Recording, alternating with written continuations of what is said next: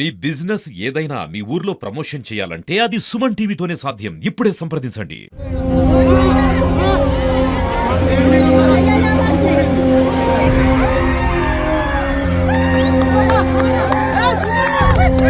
మొత్తం 4 రూమ్స్లలో 3 రూమ్స్ కూలిపోయినాయి. ఒకే ఒక రూమ్ మీద ఉన్నాం మేము. దాదాపు ఒక 4.5 5 అవర్స్ దాకా ఒకే రూమ్ మీద ఉన్నాం మేము.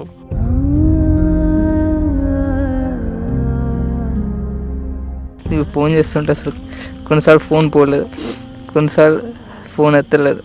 తర్వాత స్విచ్ ఆఫ్ వచ్చింది. ఇంకా తర్వాత వచ్చి చూస్తే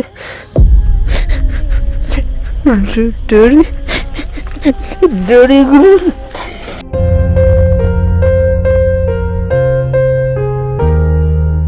డాడీ అప్పుడు ఒకవేళ పడితే ఆ చెట్టుని పట్టుకోరా అని చూపించిండు కొన్ని చెట్లని. ఇద్దరం అసలు మమ్మీ ఎడిపోయిందో కూడా తెలియదు ఫ్లోలో.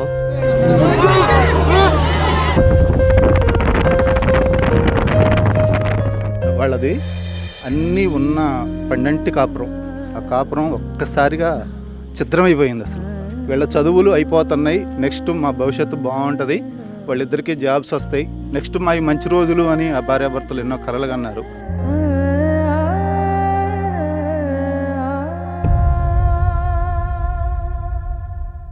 ప్రస్తుతం ఎక్కడైతే కుసుమంచి మండలంలోని గూడెం వద్ద జరిగినటువంటి ప్రమాదం, అంటే ఒకసారిగా పాలేరుకు సంబంధించినటువంటి రిజర్వాయర్ ఓవర్ఫ్లో అవడం వల్ల ఒక కుటుంబం ఆ వరద నీటిలో చిక్కుకుపోయింది. దాదాపు 8 గంటల పాటు అరచేతిలో ప్రాణాలను పెట్టుకొని బిక్కుబిక్కుమంటూ కాలం వెళ్ళదీసినటువంటి పరిస్థితి. కానీ దురదృష్టవశాత్తు తల్లి తండ్రిని ఇద్దరిని కోల్పోవడం జరిగింది.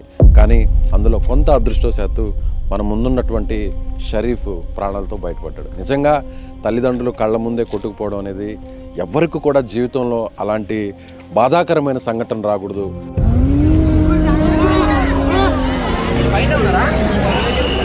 సో ఇక్కడ కుటుంబ సభ్యులందరూ కూడా ఉన్నారు. వారి తల్లి మృతదేహం కూడా ఇవాళే దొరికింది. 2 రోజుల కిందట తండ్రి మృతదేహం దొరికింది. ఇప్పుడు కరోనాకి సంబంధించినటువంటి ఏర్పాట్లన్నీ కూడా జరుగుతున్నాయి. కుటుంబ సభ్యులందరూ కూడా ఆ ఇద్దరు కుటుంబాలకి, షరీఫ్ వారి సోదరుడు కూడా బెంగళూరులో చదువుతున్నాడు, షరీఫ్ కూడా చదువుతున్నాడు. కానీ అనారోగ్యంగా ఉండడం వల్ల 2 రోజుల కిందటే ఇంటికి వచ్చాడు. అసలు ఏం జరిగింది? కానీ ఈ టైంలో షరీఫ్ని మనం మాట్లాడించే ప్రయత్నం చేయాలన్నా కూడా కొంత ఇబ్బందిగా ఉంది. కానీ ప్రభుత్వం వైపు నుంచి ఏం జరిగిందనే విషయాన్ని కానీ ఓపెన్గా చెప్పగలిగితే ప్రభుత్వం కూడా పూర్తిగా సహకారం అందించాలని మనం కూడా సుమన్ టీవీ తరఫున కోరుకుంటున్నాం. ఒకసారి మాట్లాడించేటువంటి ప్రయత్నం చేద్దాం. షరీఫ్, సారీ అమ్మా, ఈ టైంలో నిన్ను మాట్లాడించడం మాకు కూడా బాధగా ఉంది. కానీ కొంచెం ఓపిక తెచ్చుకున్నా. అసలు ఏం జరిగిందమ్మా, ఎంత ఇబ్బంది పడ్డారు అడగడానికి కూడా నాకు కూడా చాలా ఇబ్బంది. అసలు బతుకుతారు అనుకున్నారా అమ్మా నాన్న? 12 దాకా మాకు హోప్ ఉంది, హెలికాప్టర్ వచ్చిద్ది అన్నారు. 12 దాకా మేము వెయిట్ చేసినాం. అప్పటిదాకా డాడీ మమ్మీకి హోప్ చాలా ఉంది బతుకుతామని. కానీ తర్వాత నుంచి కాల్స్ డిలే చేస్తున్నారు, కాల్ చేసినా లిఫ్ట్ చేయట్లేదు. ఇక మాకు హోప్ పోయిందన్నమాట 12కి.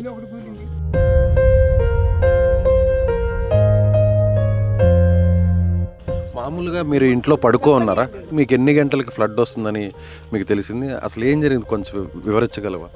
మాకు ఎవరు ఇన్ఫర్మేషన్ అయితే ఇవ్వలేదు ఇంతగానో వస్తుందని. అరౌండ్ 5:30కి మేము బయట చూసినప్పుడు రోడ్డు మీదకి నీళ్ళు వచ్చేసినాయి. అప్పటికే మేము బయటికి వెళ్దామని బ్యాగ్ సర్దుకున్నాం ఉదయం 5:30కి. అయితే బయటికి వెళ్దాం అనుకున్నప్పుడు మా ఇంటి గేట్ల దగ్గర అప్పటికే ఫ్లో వచ్చేసింది అనమాట. వాటరు బయటికి వెళ్ళకుండా కొట్టేసింది దారి. అప్పటికే బయటికి వెళ్ళేది కాలేదు మేము. ఇక అప్పటి నుంచి ఇక మొదలుపెట్టినాం, ఊరోళ్ళకి ఫోన్లు చేస్తున్నాం, ఇరికినాం మమ్మల్ని కాపాడాలని. అప్పటి నుంచి 7 దాకా ఫోన్లు చేస్తూనే ఉన్నాం, కిందే ఉన్నాం. అప్పటిని ఫ్లో సడన్గా పెరిగినాయి అనమాట. ఫ్లో పెరిగినప్పుడు మేము ఇక ఇల్లు ఎక్కుదాం అనుకున్నాం. ఇల్లు ఎక్కినాం, మమ్మీ, నేను, డాడీ 3 మొబైళ్ళు తీసుకొని, నాయి డాడీ ఇక అందరికి ఫోన్లు చేసి వెయిట్ చేస్తూ ఉన్నాం మేము, ఎవరన్నా వస్తారా అని హెల్ప్కి. 5 గంటలకి ఫ్లడ్ వచ్చింది అంటున్నారు. మీరు బిల్డింగ్ పైకి, అంటే ఇంటి పైకి ఎన్ని గంటలకు ఎక్కారు మీరు? అరౌండ్ 7:30 8కి. 8 నుంచి మీరు కాల్స్ చేస్తూ ఉన్నారు? కాల్స్ చేస్తూనే ఉన్నాం. అప్పుడు మీకు లైఫ్ జాకెట్స్ డ్రోన్ ద్వారా పంపించారు. ఎన్నింటికి పంపించారు? 12 11:30 12 అయింది. ఆ తర్వాత జాకెట్స్ వేసుకున్నారా? జాకెట్స్ వేసుకున్నాం. నువ్వు వేసుకున్నావు, అమ్మ వేసుకుంది, నాన్న కూడా వేసుకున్నావు. ముగ్గురం వేసుకున్నాం లైఫ్ జాకెట్స్. తర్వాతకి అరౌండ్ 1:30కి మాది మొత్తం 4 రూమ్స్లలో 3 రూమ్స్ కూలిపోయినాయి. ఒక రూమ్ మీద ఉన్నాం మేము. దాదాపు ఒక 4.5 అవర్స్ దాకా ఒకే రూమ్ మీద ఉన్నాం మేము. తర్వాతకి ఆ ఒక్క రూమ్ కూడా పడిపోయింది అనమాట. పడిపోయినప్పుడు ముగ్గురం ఇక కొట్టుకొని పోయినాం. డాడీ అవుపడలేదు. కొద్దిసేపటికి మమ్మీతో నేనున్న ఒక 1 minute దాకా. మమ్మీ కూడా కొద్దిసేపు అయినాక అవుపడలేదు.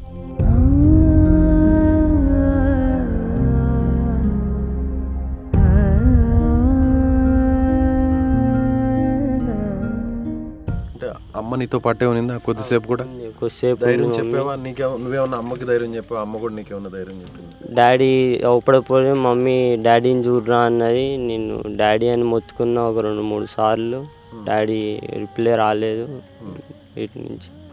ఫ్లో ఎంత ఎక్కువగా ఉన్నిందమ్మా? అంటే అమ్మ పక్కనే ఉన్నింది కదా, పట్టుకోలేకపోయావు అమ్మని? లేదు, పట్టుకోలేనంత ఫ్లో ఉంది. ఫ్లో చాలా ఎక్కువ ఉన్నాయి కదా, మరి పైన నీటి పైన తేలుతారు కదా? తేలాము. డాడీ ఇరుక్కున్నా అన్నారు చెట్లో. మరి ఇద్దరం అసలు మమ్మీ ఎడిపోయిందో కూడా తెలియదు ఫ్లోలో. అప్పుడు ఆ 8 గంటలు అరచేతుల్లో ప్రాణాలు పట్టుకొని ముగ్గురు కూడా మాట్లాడుకుంటూ ఉంటారు. ఏదన్నా జరిగితే నెక్స్ట్ ఏంటి, ఏం చేయాలి అని. ఎలా అయినా అమ్మ నాన్న ముగ్గురు బతుకుతారనే నమ్మకంలో ఉన్నారా అమ్మ నాన్న? ఉన్నారు. అమ్మలో హోప్ హెలికాప్టర్ వస్తుంది, మనం ఇలా కాపాడతారేమో అని ఇప్పటిదాకా హోప్ ఉంది మాకు. 12-12:30 దాకా కూడా. కానీ 12కి అయిపోయింది. మా ఉన్న రూమ్ కూడా కూలేటట్టుందని మాకు అర్థమైపోయింది. అప్పుడు ఏమన్నా నాన్న ఏమన్నా మీతో చెప్పడం జరిగిందా? అమ్మ ఏమన్నా నీతో కొన్ని మాటలు ఏమన్నా చెప్పడం జరిగిందా? ఇలా ఏదన్నా జరిగితే తర్వాత ఎలా ఉండాలి, కాపాడుకోవాలి, ఒకరినొకరిని ఎలా కాపాడుకోవాలి, ఏదైనా చెట్టును పట్టుకోవాలి, కొమ్మలను పట్టుకోవాలి, అట్లా ఏమన్నా మాట్లాడుకున్నారు ముగ్గురు ఏమన్నా? డాడీ అప్పుడు ఒకవేళ పడితే ఆ చెట్టును పట్టుకోరా అని చూపించిండు కొన్ని చెట్లని. అమ్మ చాలా ధైర్యంగా ఉంది అన్నారు. అమ్మ కూడా మినిస్టర్తో మాట్లాడారు, పొంగులేటి శ్రీనివాసరెడ్డి గారితో. ఖచ్చితంగా హెలికాప్టర్ వస్తుంది, అలాగే మినిస్టర్ గారు కూడా ఖచ్చితంగా తీసుకొస్తామని హామీ ఇచ్చారు అని చెప్తున్నారు. అమ్మ చాలా ధైర్యంగా ఉన్నిందంట కదా చివరాఖరి వరకు కూడా? అంత ధైర్యంగా అయితే లేదు మమ్మీ చాలా భయపడుతూనే ఉంది పైన, మనం ఉంటామో ఉండమో అని. నువ్వేమనుకున్నావు నాన్న? నువ్వేమనుకున్నావు? బతుకుతారులే అమ్మ నాన్న అనుకున్నావా? బతుకుతానని అనుకున్నా నేను చివరి దాకా కూడా. ఇలా జరుగుతుందని జీవితంలో ఊహించారు ఎప్పుడైనా? నాన్న మంచి వ్యాపారం చేసుకుంటున్నాడు, నువ్వు బ్రదర్ కానీ నువ్వు కానీ మంచిగా చదువుకుంటున్నారు, ఒక మంచి పొజిషన్లో ఉంటారు ఫ్యామిలీ అంతా. అందరికీ నలుగురికి నేను ఇక్కడికి వస్తే అందరూ ఒకటే మాట చెప్తున్నారు, మీ ఫాదర్ అందరికి కూడా హెల్పింగ్ నేచర్ ఉన్న వ్యక్తి, అందరితో చాలా మంచిగా ఉంటారు, తన వర్క్ తాను చేసుకుంటారు, మీ ఫ్యామిలీ కూడా మీరు కూడా అందరితో చాలా బాగుంటారు అంటున్నారు. కానీ ఈరోజు మొత్తం తలకిందులైపోయింది. ఏంటి నాన్న నెక్స్ట్? నువ్వు కోరుకునేది ఏంటి? గవర్నమెంట్ నుంచి కానీ, లేదంటే ప్రభుత్వం కానీ, లేదంటే ప్రభుత్వ పెద్దల నుంచి కానీ అసలు ఏం కావాలనుకుంటున్నావు? అంటే ఇలాంటి టైంలో అడగడం రాంగ్, కానీ ఎలాంటి భరోసా కావాలనుకుంటున్నావు? నాకు ఉండడానికి ఇల్లు అయితే లేదు ప్రస్తుతానికి. గవర్నమెంట్ నుంచి ఏదో కొద్దిగా సాయం అయితే ఆశిస్తున్నాం మేము. ఏం చదువుకుంటున్నాను? నేను BTech second year, BTech final year 4th year. నువ్వేమన్నా చెప్పదలుచుకున్నావమ్మా? నువ్వు ఊహించావా? ఎప్పుడు తెలిసింది నీకు ఇలా జరిగిందని? బెంగళూరులో ఉన్నావు కదా. నాకు నా ఫ్రెండ్ 10:30కి ఫోన్ చేశాడు, ఇంటికాడ పరిస్థితి బాగాలేదురా, ఒకసారి ఫోన్ చేయరా అన్నాడు. నేను అప్పటి నుంచి ఫోన్ చేస్తున్నా, ఎవరు ఎత్తలేదు. నా ఫ్రెండ్కి ఫోన్ చేశాడు, వాడు మీ ఫ్రెండ్స్ సేఫ్గానే ఉన్నారు, రెస్క్యూ టీం వచ్చింది, వాళ్ళు హెల్ప్ చేస్తారు అని చెప్పాడు. నేను ఎమ్మటి స్టార్ట్ అయిపోయా అక్కడి నుంచి. అప్పటి నుంచి అందరికి ఫోన్ చేసి నాకు తెలిసిన వాళ్ళు మా ఫ్రెండ్స్ అందరికి, వాళ్ళు అందరు సేఫ్గానే ఉన్నారు అని చెప్పాడు. ఆ టైంలో అమ్మ నాన్న దగ్గర ఫోన్ ఉంది కదా, మొబైల్ ఉంది కదా, నువ్వేమన్నా మాట్లాడావా అమ్మ నాన్నకి? లేదు, నాకు నేను ఫోన్ చేస్తుంటే అసలు కొన్నిసార్లు ఫోన్ పోలేదు, కొన్నిసార్లు ఫోన్ ఎత్తలేదు, తర్వాత స్విచ్ ఆఫ్ వచ్చింది. ఇంకా తర్వాత నేను మా ఫ్రెండ్కి ఫోన్ చేసి సేఫ్ చేశారు, మంచిగా ఉన్నారని చెప్పి, తర్వాత నేను సేఫ్గానే ఉన్నారు అనుకున్నా. నేను మార్నింగ్ ఇక్కడికి 8 కల్లా రీచ్ అయ్యా. చూస్తే డాడీ డాడీ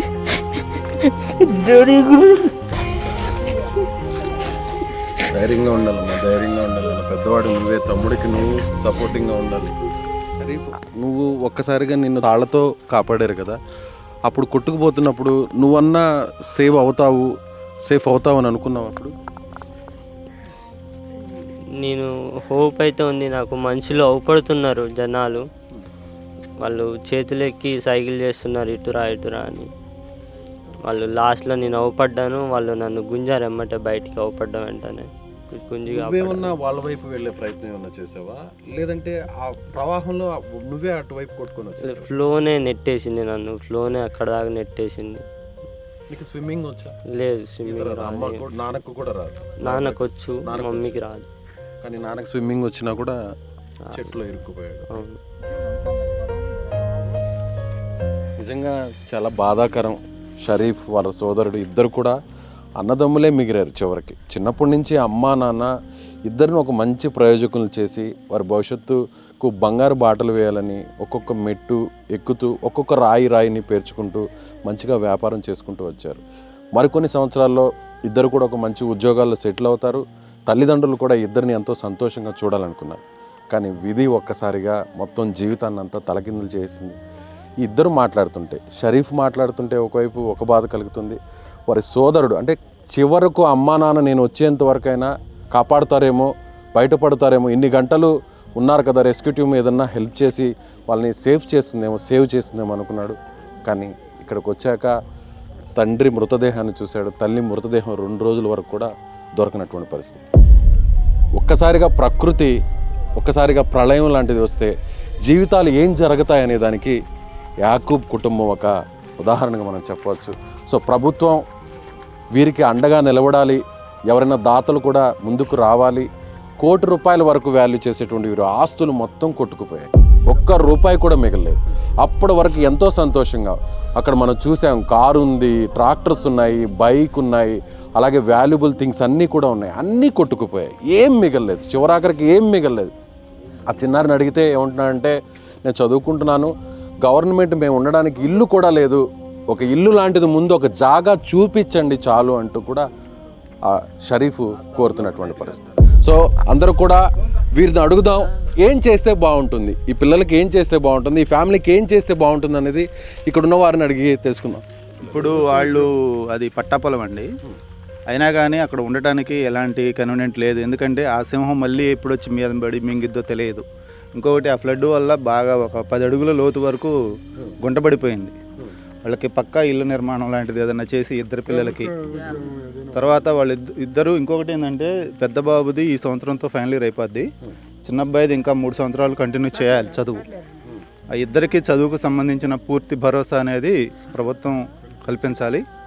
నేడేవ్వాలి సార్. ఫస్ట్ అసలు ఎవరింటికి వాళ్ళది అన్నీ ఉన్న పండంటి కాపురం, ఆ కాపురం ఒక్కసారిగా ఛిద్రమైపోయింది. అసలు తల్లి తండ్రి వాళ్ళకి పంచప్రాణాలు, వీళ్ళని ఎంతో గారభంగా సాదుకున్నారు. వీళ్ళ చదువులు అయిపోతున్నాయి, నెక్స్ట్ మా భవిష్యత్తు బాగుంటుంది, వాళ్ళిద్దరికీ జాబ్స్ వస్తాయి. పెద్ద అబ్బాయి ఫస్ట్ ఉద్యోగం వచ్చింది, తర్వాత చిన్నాయన చదువు అయిపోద్ది, ఆయనకి ఉద్యోగం వచ్చింది, నెక్స్ట్ మా మంచి రోజులు అని ఆ భార్యాభర్తలు ఎన్నో కలలు కన్నారు.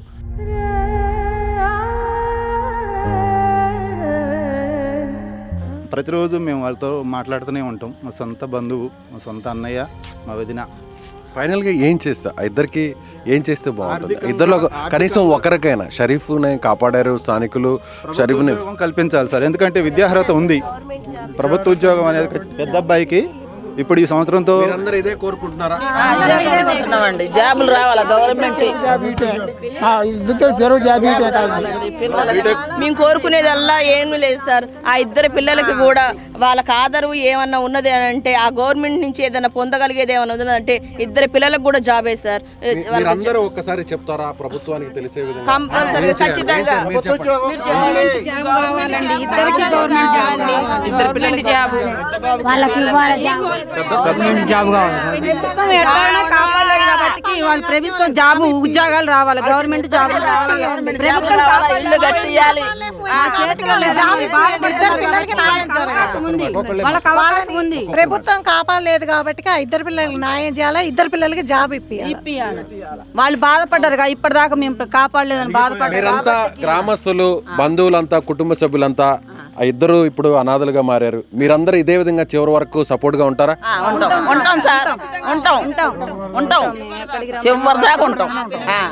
చివరి లాస్ట్ దాకా చివరి వరకు ఉండాల్సిన బాధ్యత మాకుంది. మా పిల్లలకి ఎండలేదు, వాళ్ళ పిల్లగాళ్ళు ఆగమవుతారు. వాళ్ళకి ఏమి ఆస్తి కూడా లేదు, ఏమీ లేదు, ఉంటుంది గూడు కూడా లేదు. కాబట్టి మీరు చేసే ప్రయత్నం చేసి వాళ్ళ జాబులు ఇప్పియాలండి. సో చూస్తున్నారు కదా వ్యూవర్స్, ఈ వీడియో చూస్తున్నటువంటి ప్రతి ఒక్కరు కూడా కింద వారి అకౌంట్ నెంబర్స్ని మెన్షన్ చేస్తాము, ఫోన్పే నెంబర్ని, గూగుల్ పే నెంబర్ని కూడా మెన్షన్ చేస్తాం. వారి చదువు తిరిగి కొనసాగాలి. ఆ ఇద్దరు చదువు కూడా బీటెక్ చదువుతున్నారు, ఇద్దరు కూడా 4th ఇయర్ తను చదువుతున్నాడు పెద్ద అబ్బాయి, అలాగే 2nd ఇయర్ చదువుతున్నాడు ప్రాణాలతో బయటపడినటువంటి షరీఫ్. వీరికి చదువుకోవడానికి ముందు ఒక భరోసా కల్పించాలి, ఎవరైనా దాతలు ముందుకు రావాలి, అలాగే ప్రభుత్వం కూడా వారికి ఉద్యోగ అవకాశాన్ని ఏర్పాటు చేయాలి. సో ఇదే అందరూ డిమాండ్ చేస్తున్నారు. మానవత్వం ఉన్నటువంటి ప్రతి ఒక్కరు కూడా ఇదే కోరుకుంటున్నారు. కట్టుబట్టలతో ఇప్పుడు రోడ్డు మీద పడిపోయారు. ₹1 కోటి ఆస్తి మొత్తం కూడా ధ్వంసం అయిపోయింది, మొత్తం నేలమట్టం అయిపోయింది. అప్పటి వరకు 12 కాపురంగా ఉన్నటువంటి ఆ కుటుంబం ఒక్కసారిగా విధి ఆడిన వింత నాటకంలో విచిత్రంగా ఆ ఇద్దరు బలైపోయారు. ప్రాణాలతో బయటపడినా కూడా ఎలా బతకాలి, రేపటి రోజు ఏంటి అనేటువంటి ఆలోచనే ఆ ఇద్దరి కళ్ళల్లో మనసులో మెదులుతుంది. సో గవర్నమెంట్ రెస్పాండ్ అవుతుంది పాజిటివ్గా, వీరందరూ కోరుతున్నట్టుగా, ఆ పిల్లలు కోరుతున్నట్టుగా పాజిటివ్గా రెస్పాండ్ అవుతుంది అనేటువంటి నమ్మకం మనకు ఉంది. అందరికి కూడా ఇదే నమ్మకం ఉంది, అందరికి కూడా నమ్మకం ఉందండి, అందరికీ ఉంది. మాకు పొంగులేటన్న వచ్చిండు, మాకు మా పిల్లలకి ధైర్యం చెప్పిండు, మాట ఇచ్చిండు, అదే ఖచ్చితంగా మాట మీద నిలబడతాడని చెప్పేసి మాకు నమ్మకం ఉంది సార్. ఆ పొంగులేటన్న ఈ పిల్లలకి ఉద్యోగం కనుక ఇస్తే ఆయన దేవుళ్ళలాగా తలుచుకుంటాం సార్. మేము ప్రాణాలు కోల్పోయినా కానీ, ఆర్థికంగా నష్టపోయినా, ప్రాణాలు కోల్పోయినా, ఇద్దరు పిల్లగాళ్ళకి కూడా ఆ పొంగిలేటన్న ఈ ప్రభుత్వంలో ఆ పిల్లలకి కనుక జాబ్ ఇస్తే ఇంతకు మించి మేము కోరుకునేది ఏమి లేదు సార్. ఆ పిల్లలు కోరుకునేదే మేము అది ఒకటి. చచ్చిపోయిన అమ్మాయి అర్ధగంట సేపు మాట్లాడింది పొంగిలేటిన అన్నతో, మా బిడ్డ, మా పెద్ద బిడ్డ అర్ధగంట మాట్లాడింది. తండ్రి అంటే చనిపోయినటువంటి సైదాబి వారి తండ్రి వస్తుంది బండి అన్నాడు. మీరు ఇప్పుడు పంపించారు, కాకపోతే వాళ్ళకి వాతావరణం సహకరించలేదు. వాతావరణం సహకరించకపోయినా సరే వాళ్ళకి జాకెట్లు వచ్చినాయి, డ్రోన్ కెమెరాలతోటి పవర్ బ్యాంక్ పంపించారు. వాళ్ళు చేయగలిగే అంత వరకు చేశారు. మాకు వాళ్ళు చివరి వరకు ఎంత చేయాలో అంత చేశారు. తాత అవ్వగా మీరు చెప్పండి, బిడ్డలుగా చెప్పండి, మీ మనవాళ్ళుగా చెప్పండి, మీరు ఎలాంటి సాయం ప్రభుత్వం నుంచి? వాళ్ళకి ఇద్దరు జాబ్ రావాలి, జాబ్ గవర్నమెంట్ జాబ్, అలాగే చదువుకు సంబంధించినటువంటి ఆర్థిక అవసరం అనేది ఏమన్నా ఉంటే మీ దయ. వాళ్ళకి జాబులు, ఇల్లు నిలబెట్టండి. వాళ్ళు చెప్పుకునే పరిస్థితిలో కూడా లేరు. వాళ్ళకి ఇల్లు, ఇద్దరికి జాబులు. చనిపోయింది నా అక్క, నా సొంత అక్క. వాళ్ళకి ఏమీ లేదండి, వాళ్ళ అనాథలుగా మిగిలిపోయారు. ఆ పిల్లలు వాళ్ళకు ఉన్నదంతా అక్కడే పోయింది. వాళ్ళ అమ్మ నాన్నతో పాటు అన్నీ పోయినాయి. వాళ్ళకి ఇల్లు కావాలి, వాళ్ళకి ఒక గూడు కావాలి, వాళ్ళకంటూ వాళ్ళ కాళ్ళ మీద వాళ్ళు బతికే సాయం ప్రభుత్వం చెయ్యాలి. రైట్, ఇక్కడ అందరూ కోరుతున్నట్టుగా వీరిద్దరికి కూడా, షరీఫ్కి అలాగే యాకూబ్ కుటుంబానికి సంబంధించినటువంటి భరోసాని ప్రభుత్వం ఇవ్వాలి. ఖచ్చితంగా వారికి ప్రభుత్వ ఉద్యోగ అవకాశాన్ని కల్పించాలి.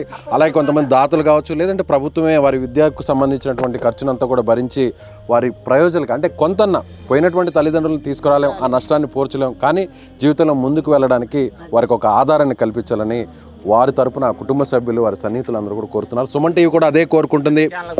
ముందు వీరికి సంబంధించి మీకు ఒక అకౌంట్ నెంబర్ డిస్ప్లే చేస్తున్నాం కింద, అలాగే ఫోన్పే, గూగుల్ పే నెంబర్ కూడా డిస్ప్లే చేస్తున్నాం. మీరు నేరుగా వీరికి సహకారం అందించాలంటే ₹1 కోటి వరకు నష్టపోయారు, ఏం మిగలేదు.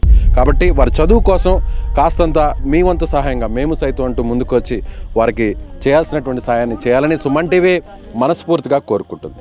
కెమెరామెన్ సాయితో విజయ్, సుమన్ టీవీ, ఖమ్మం నుంచి.